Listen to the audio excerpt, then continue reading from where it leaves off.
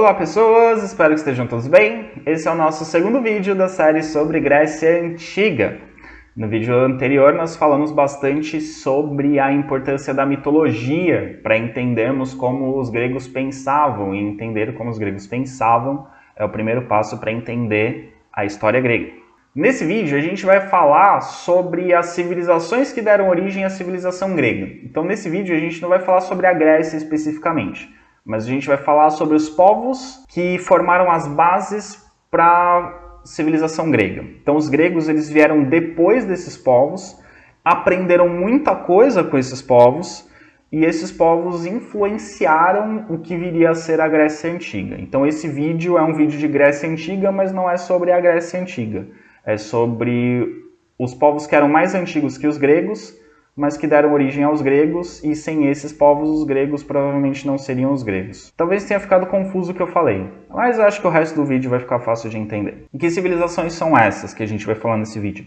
A gente vai falar sobre a civilização minoica e sobre a civilização micênica. As duas são muito importantes para a Grécia Antiga. As duas ocuparam territórios que hoje fazem parte da Grécia, do país Grécia. E a gente vai entender por que elas são tão importantes assim para os gregos nesse vídeo. Primeiro, falamos sobre a civilização minoica. A civilização minoica é extremamente importante porque ela é a civilização europeia mais antiga que nós conhecemos. Vocês vão reparar que ela é um pouco posterior ao início da formação da civilização mesopotâmica, ali dos sumérios. Ela é um pouco posterior ao início da civilização egípcia.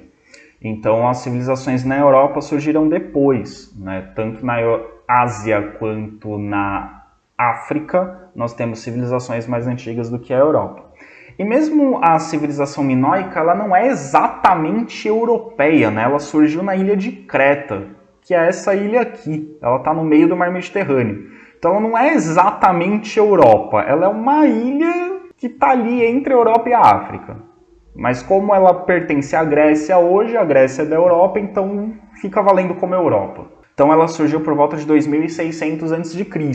Então assim, 2600 a.C., os sumérios já tinham inventado a escrita há muito tempo, o Império Egípcio já estava formado, né? O Egito já estava unificado, então assim, as outras civilizações já estavam prosperando, e a civilização da ilha de Creta, que é a civilização minoica, estava começando a se desenvolver. Essa civilização, por ela estar na ilha de Creta, que é esse lugar estratégico aqui, bem no meio do mar Mediterrâneo, ela tinha contato tanto com a Ásia Menor, que é essa região aqui. Todo vídeo eu falo que a Ásia Menor é a atual Turquia, para vocês não esquecerem. Então tinha contato com a Ásia Menor, tinha contato com o Egito. Olha o Rio Nilo aqui embaixo. Estão reconhecendo o Rio Nilo? O delta do Nilo aqui, ó. Olha o Egito aqui. Delta do Nilo, Nilo. E também tinha um contato comercial através do mar com as ilhas do Mediterrâneo Oriental, como por exemplo aqui a ilha do Chipre. Então essas ilhas que existiam aqui no mar Mediterrâneo tinham contato com a ilha de Creta. Então através do mar eles tinham contato comercial. Por ser uma ilha não tinha como ter outro contato senão através do mar.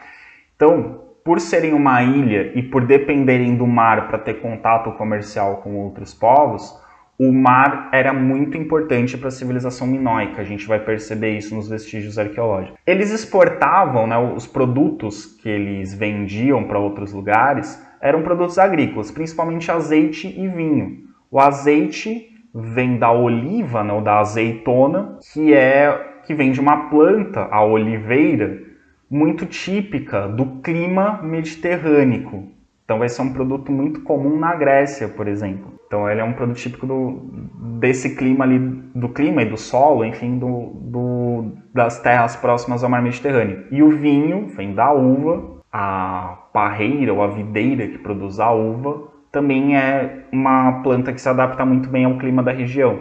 Então o azeite e o vinho vão ser produtos típicos dessa região e vão ser produtos típicos da Grécia também, a gente vai ver mais pra frente. E eles importavam, né, eles traziam da Ásia Menor, do Egito, das outras ilhas, eles traziam cereais, ouro, prata e marfim, para os produtos que eles compravam. E esse comércio enriqueceu a ilha de Creta. A ilha de Creta se desenvolveu muito através do comércio. Eles conseguiram desenvolver um comércio bastante lucrativo e esses lucros fizeram com que a ilha enriquecesse. E essa civilização minoica cresceu e se desenvolveu bastante, se tornou uma civilização bastante importante, bastante desenvolvida na região. O que nós sabemos sobre a civilização minoica vem dos vestígios arqueológicos. Na ilha de Creta, nós encontramos muitos vestígios arqueológicos, muitas construções dessa época, já em, obviamente, ruínas, muitas delas soterradas, foram necessárias escavações para revelar essas construções, mas a maior parte do que a gente sabe é através da arqueologia. E a gente sabe pela arqueologia que a ilha de Creta tinha vários palácios.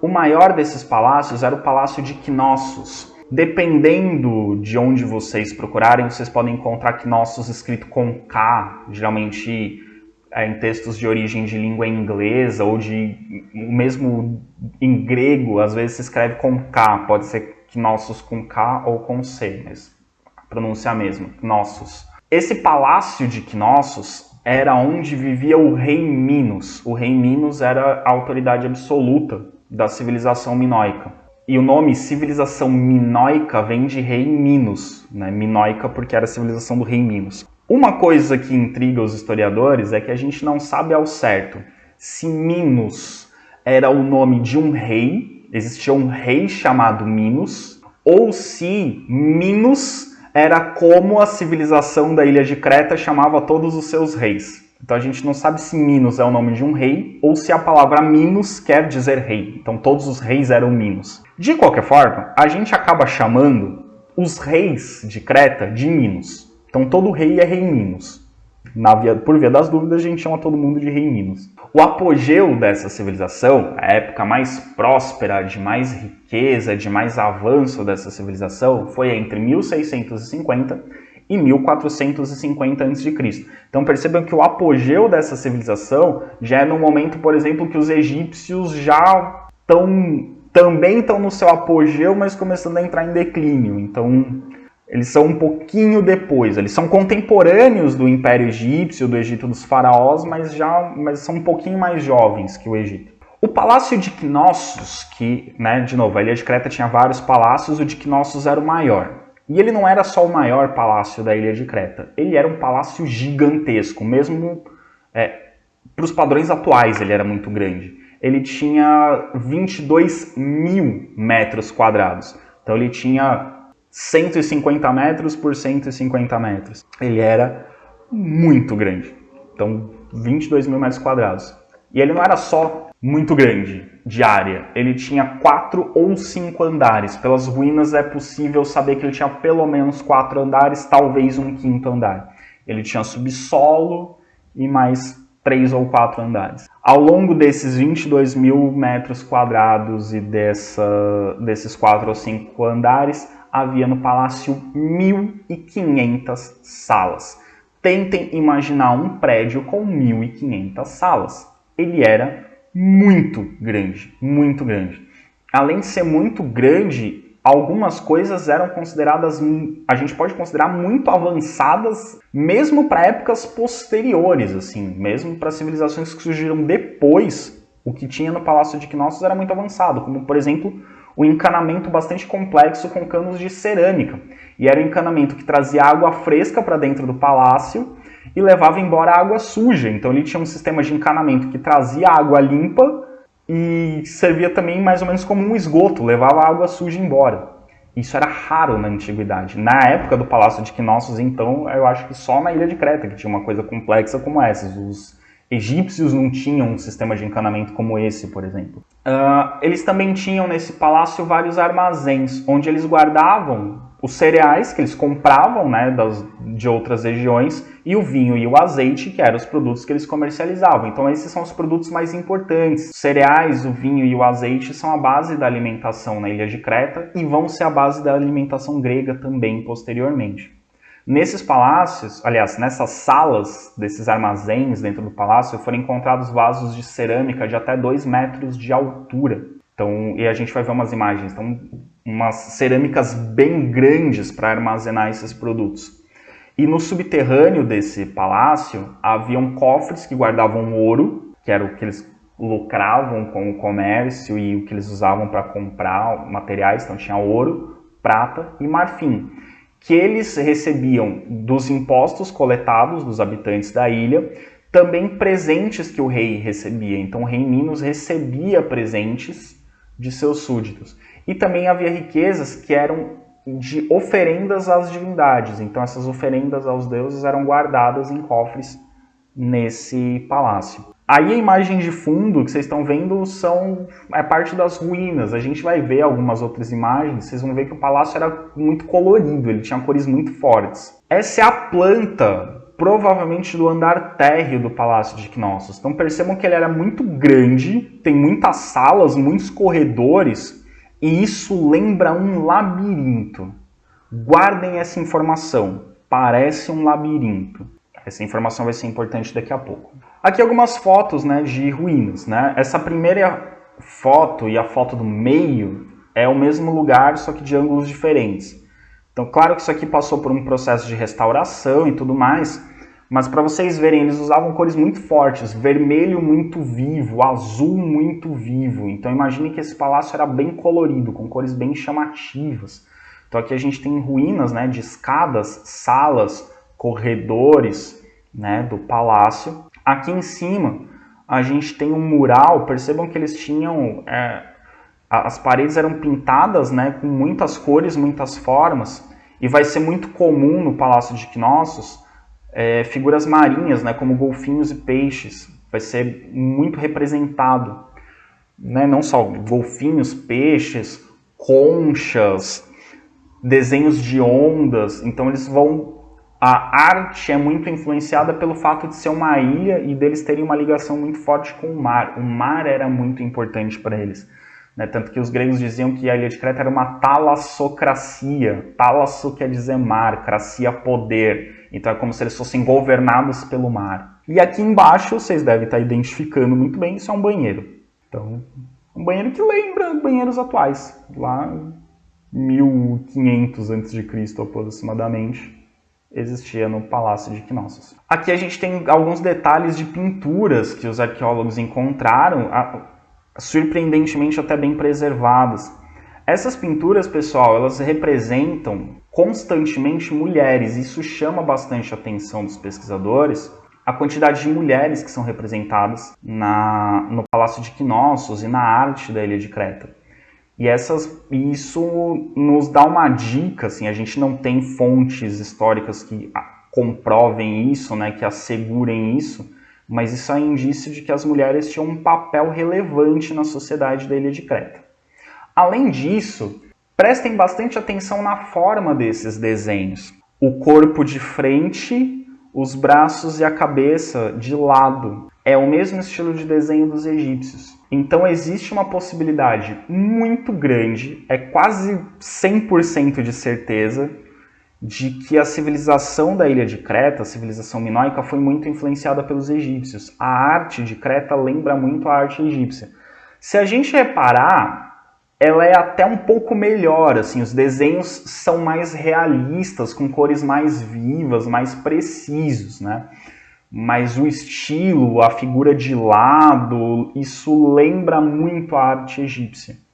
Outros indícios de que eles tiveram contato com o Egito é que produtos de origem egípcia foram encontrados na ilha de Creta e produtos de Creta foram encontrados no Egito. Então eles tinham relações comerciais. Mas para além do comércio, deve ter havido uma influência cultural também, como a arte nos faz imaginar pela semelhança da arte encontrada na ilha de Creta e da arte egípcia.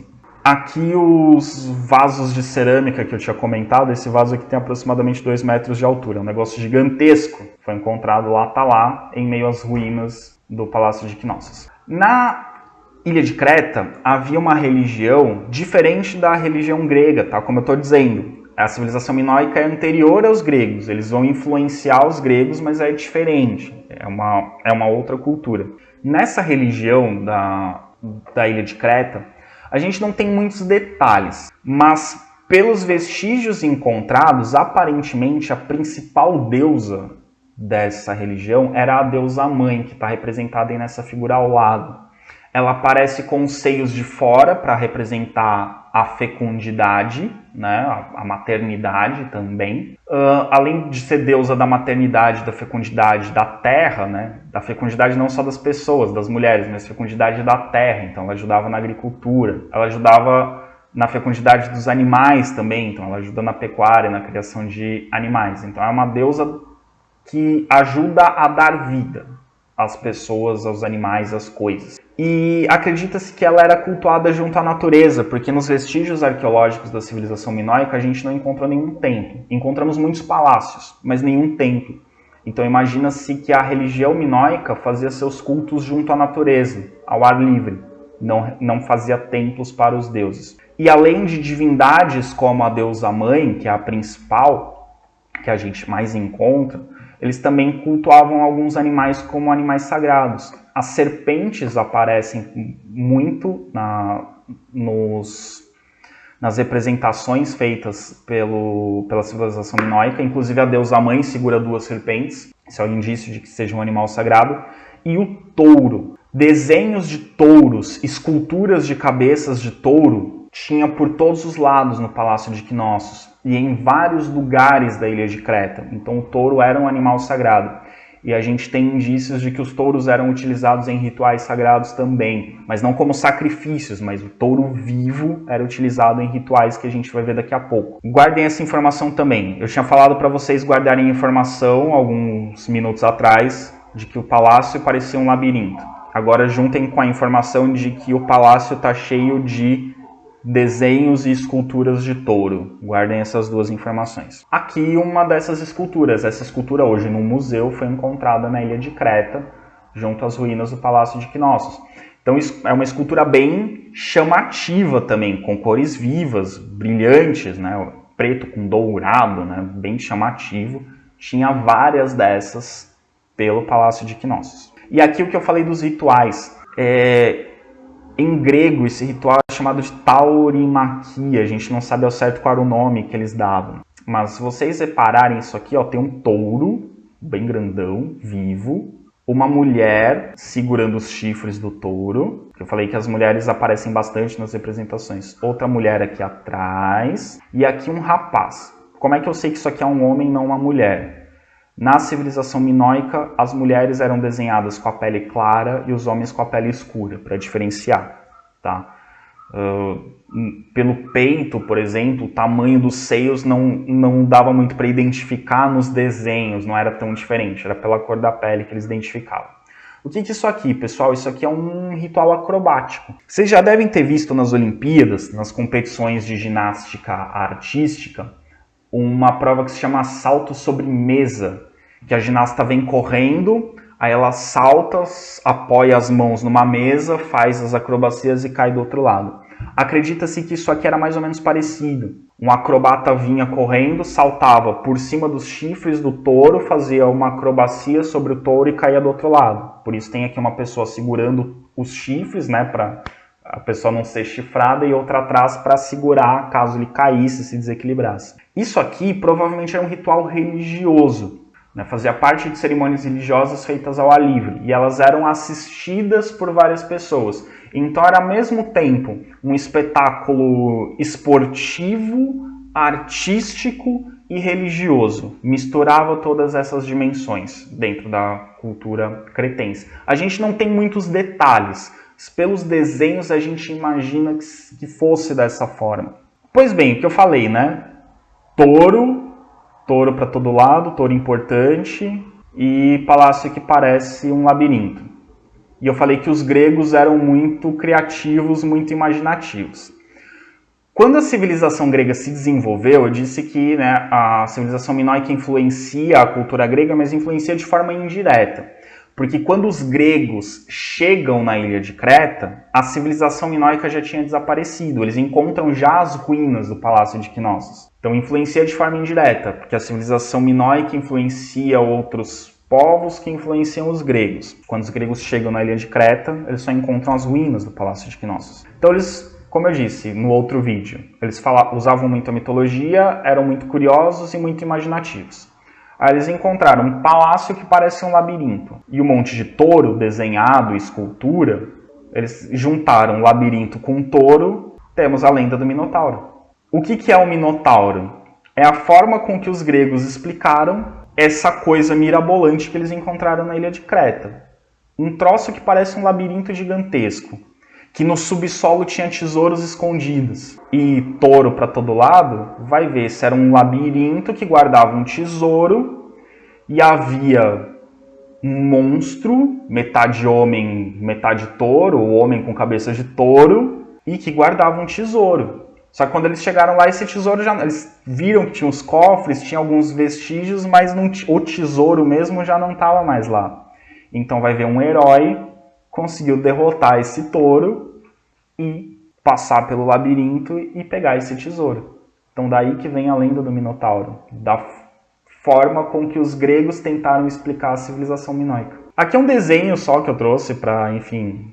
que esse desenho aqui que eu usava quando eu dava aula para o ensino fundamental, eu falei, agora o ensino médio merece um desenho um pouco mais caro do ensino médio. Uma outra forma de representar o Minotauro e o herói que derrotou o Minotauro, tá? Uma coisa mais game, mais adolescente. Como eu disse, tem muitas imagens de mulheres na ilha de Creta, e essas aqui, se vocês separarem, elas têm uma roupa muito parecida, essas aqui da imagem tem uma roupa muito parecida com a da deusa mãe. A deusa mãe, essas mulheres, roupa muito parecida. Então, provavelmente, elas eram sacerdotisas, eram mulheres que faziam serviços religiosos ligados à deusa mãe.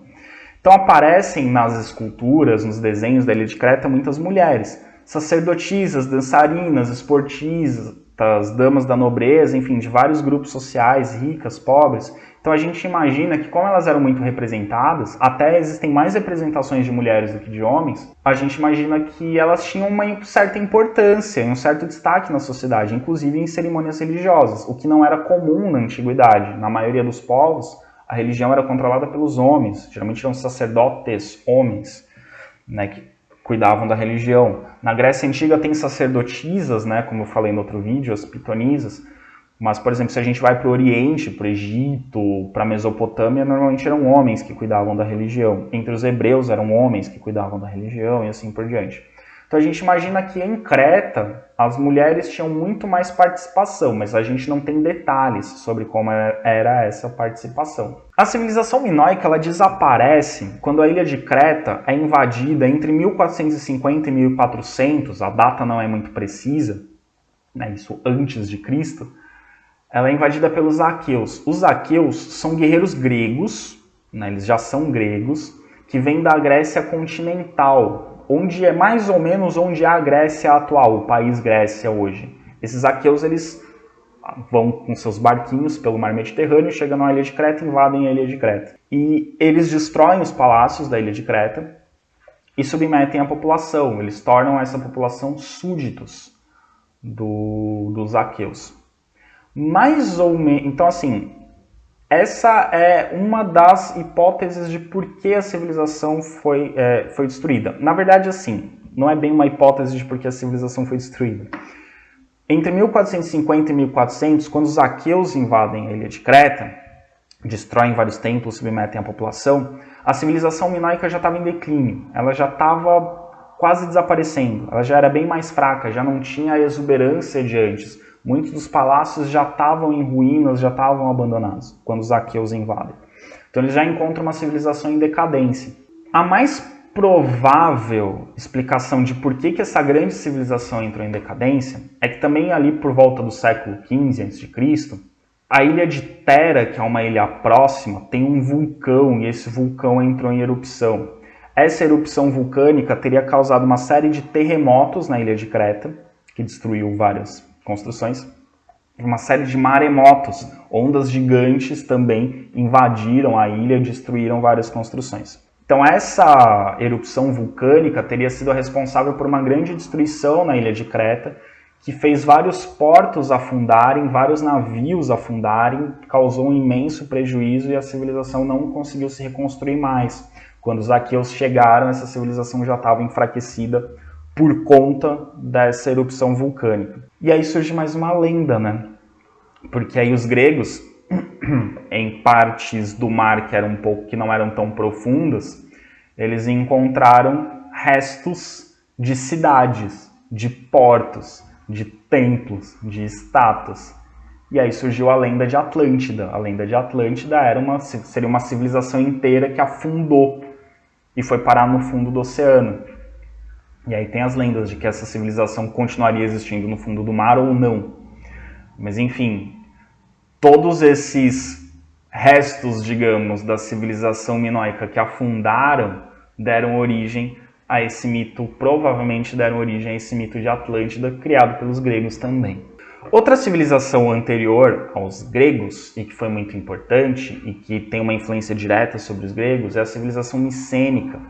Como eu disse, os aqueus invadiram a ilha de Creta. Os aqueus são os que fizeram a civilização micênica. Eu disse, assim, eles já são gregos, mas ainda não é a civilização grega. Eles são etnicamente gregos, eles são antepassados dos gregos, mas ainda estão formando a civilização que será a civilização grega. Eles eram um povo guerreiro e tiveram influência da civilização minoica. Eles tiveram contato com a civilização minoica e aprenderam muita coisa com eles. E como eles aprenderam coisas com a civilização minoica e a civilização micênica vai dar origem aos gregos, é por isso que a civilização minoica influencia os gregos. Eles começaram a se formar por volta de 1650 a.C., então mais ou menos na época que a civilização minoica estava em grande esplendor. E eles começaram a construir cidades fortificadas no sudeste da Grécia atual. Vou indicar aqui no mapa para vocês, assim que eu achar o ponteiro, achei o ponteiro. Aqui é a Grécia atual. Isso aqui é a Grécia atual. Para cá é a famosa Ásia Menor. Estão vendo aqui em cima Troia, a gente vai falar dela depois. E aqui embaixo, que é a Ilha de Creta.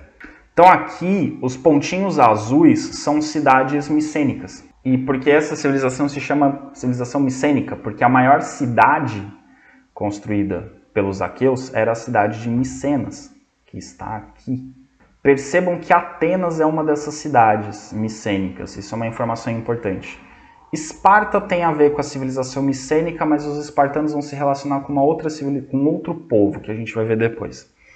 Então, a maior dessas cidades era a cidade de Micenas. Essas cidades são independentes umas das outras, elas não formam um único império, mas todas têm a mesma cultura, todas elas foram formadas pelos aqueus. A civilização micênica ela vai se desenvolver muito e ela vai começar a rivalizar com o luxo e com o poder da civilização minoica. Vai chegar um momento que as duas civilizações vão ser muito ricas, muito poderosas e vão começar meio que disputar para ver quem que é a mais rica. Até que por volta de 1450 eles invadiram os territórios que antes eram ocupados pela civilização minoica, incluindo a própria ilha de Creta. E a partir daí, eles começam a dominar o comércio marítimo na região. O comércio marítimo que era forte na civilização minoica, passa a ser forte na civilização micênica.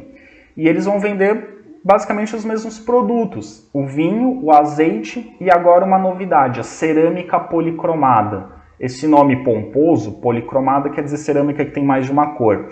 Que são os vasos gregos que vocês conhecem, que normalmente são preto e vermelho, ou preto e uma cor meio avermelhada, que a gente vai ver bastante nos próximos vídeos. É essa cerâmica que a civilização micênica vai começar a vender e vários lugares em volta do mar Mediterrâneo vão comprar essa cerâmica. Eles recebiam vários produtos, como por exemplo o cobre, que vinha da ilha do Chipre e da ilha da Sardenha. A ilha da Sardenha pertence à Itália. E tanto Chipre quanto Sardenha vão ter cidades gregas depois. Eles recebiam marfim que vinha da Síria, estanho que vinha da Anatólia. Estanho é um mineral importante porque quando você funde, faz a fusão do estanho com o cobre, você tem o bronze. O bronze é uma liga metálica. O bronze é a junção de cobre com estanho. O estanho vinha da Anatólia, que é na Ásia Menor, a Turquia, e ouro e alabastro do Egito. Então eles tinham contato comercial com várias civilizações. Ao contrário de alguns outros povos, eles não usavam moedas, o comércio era feito com base em trocas de produtos, e eles não tinham nenhum padrão de valor. Então assim, eles não tinham uma referência de peso e de medida, como os egípcios, por exemplo, tinham. Então era tudo meio no olho. Ah, eu tenho esse tanto de ouro. eu acho que esse tanto de ouro vale esse tanto de cobre que você tem, então a gente troca. Eu tenho esse tanto de vinho, eu acho que esse tanto de vinho vale o tanto de marfim que você tem, a gente troca. Então não tinha uma referência, era olhando, eu olhei e achei que é equivalente, então eu faço a troca. Aqui embaixo a gente tem um punhal feito de bronze, ouro e prata, representando uma caçada de leões, né? Os micênicos, né? Os aqueus, que eram guerreiros, caçando leões para mostrar que eles eram viris. Então é um punhal feito com esses materiais que eles conseguiam através do comércio. Para a civilização micênica, a guerra era muito importante. A guerra não era só uma forma de conquistar territórios. A guerra era uma atividade econômica em si. Para a gente é muito estranho pensar na guerra como uma atividade econômica, mas para os aqueus que fizeram a civilização micênica, ela era uma atividade econômica. Era uma forma de conseguir riqueza.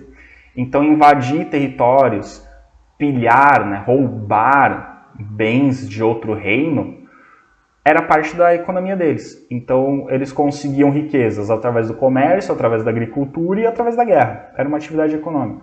Através dessas guerras, eles dominaram as ilhas de Creta, a ilha de Chipre, a ilha de Rhodes e fizeram várias colônias. E aí começa a história grega de fazer colônias. Essas colônias gregas vão dar origem a cidades gregas. Por isso que a civilização grega vai se espalhar tanto.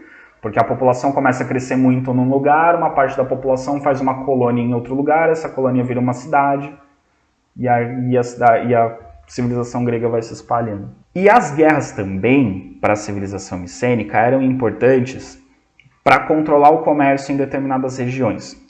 Só que eles não eram os únicos comerciantes. Havia uma outra cidade ali, com uma civilização importante, que também tentava dominar o comércio no mar Mediterrâneo. Essa cidade era a cidade de Troia. A cidade de Troia realmente existiu. Na verdade, existiu mais de uma cidade de Troia, né? Mais ou menos no mesmo lugar, teve mais de uma cidade que também se chamava Troia, em diferentes épocas.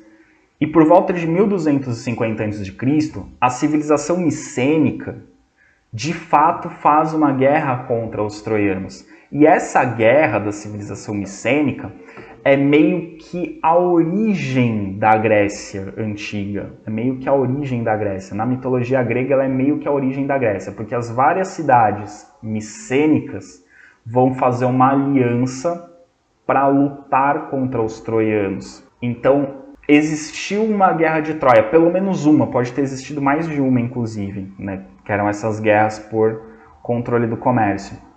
Mas essa guerra, que a gente conhece da mitologia, na verdade ela foi uma forma de explicar por que os gregos e os troianos brigavam.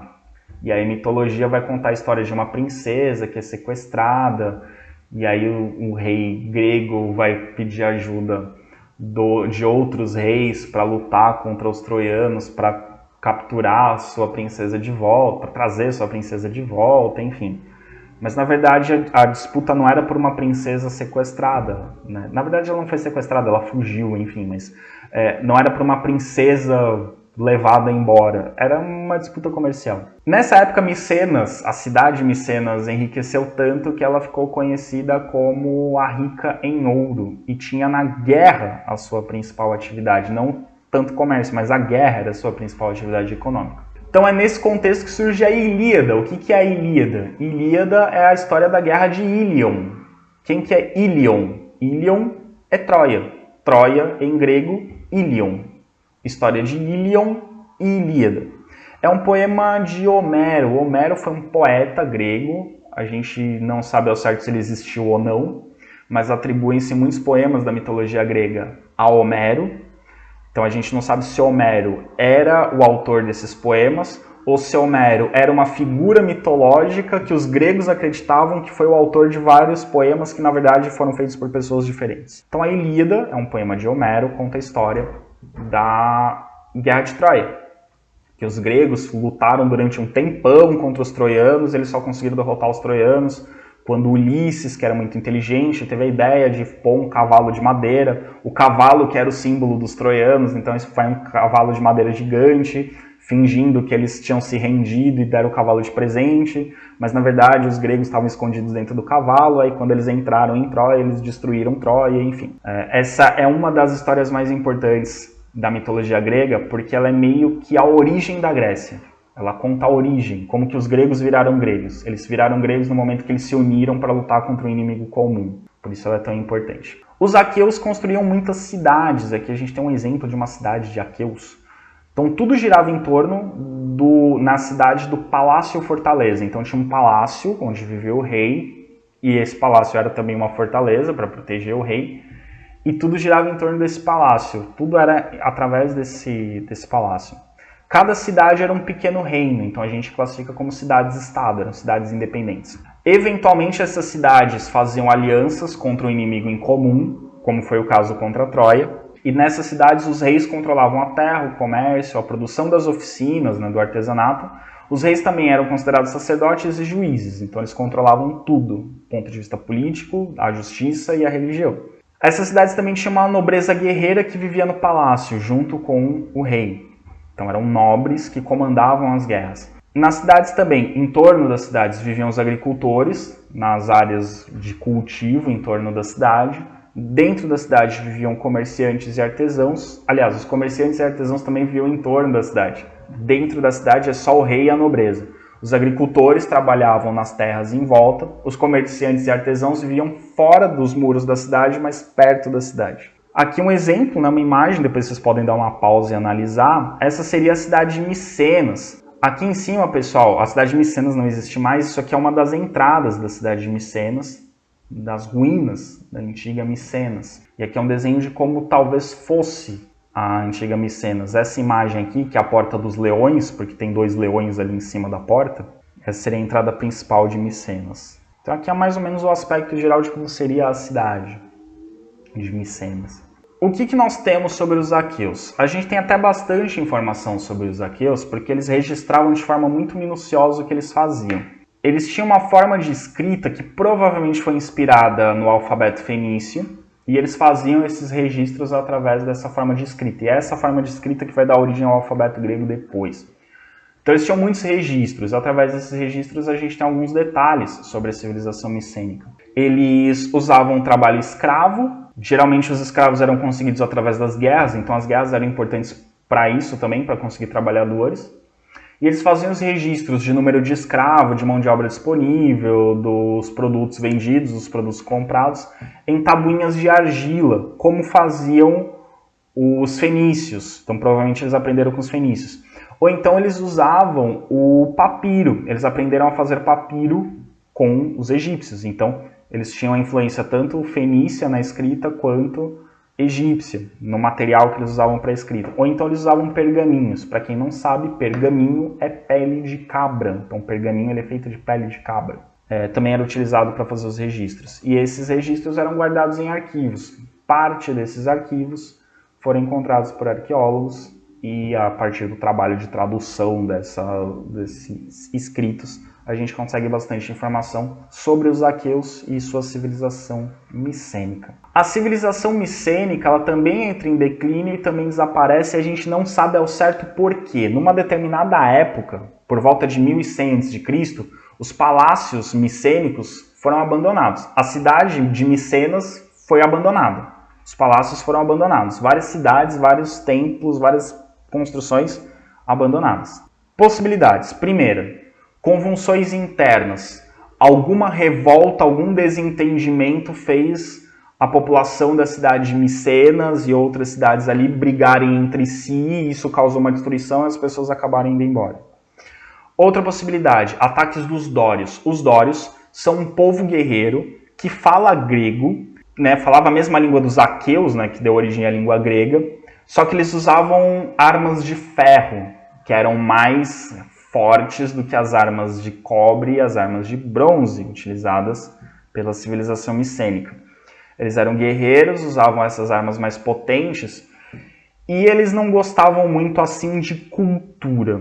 A civilização micênica tinha um lado artístico, um lado cultural bastante desenvolvido. Os dórios eram mais na base da guerra, da porrada mesmo, que eles resolviam as coisas. Então, o mais provável é que esses ataques dórios às cidades micênicas fizeram com que grande parte dessa população fugisse e formasse colônias em outras regiões.